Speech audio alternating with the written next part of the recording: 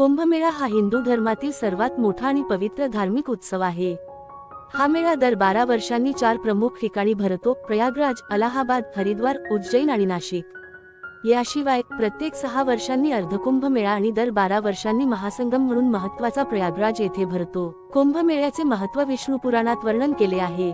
समुद्रमंथनाच्या वेळी अमृतकुंभातून काही थेंब पृथ्वीवर 4 ठिकाणी पडले अशी मान्यता आहे। कुंभमेळ्याचे ठिकाण आणि वेळ: कुंभमेळा ग्रहांच्या स्थितीनुसार ठरतो। 1.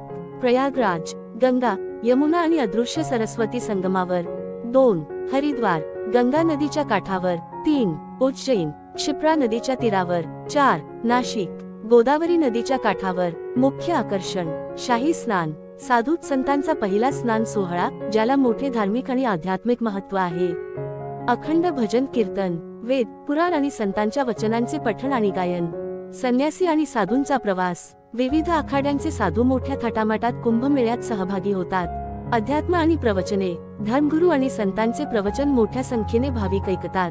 प्रभाव आणि वैशिष्ट्ये: कुंभमेळ्यात करोडो भाविक एकत्र येतात। योग, ध्यान, साधना यांचे मोठे केंद्र असते। हिंदू धर्माच्या विविध परंपरांचा जिवंत अनुभव या ठिकाणी मिळतो।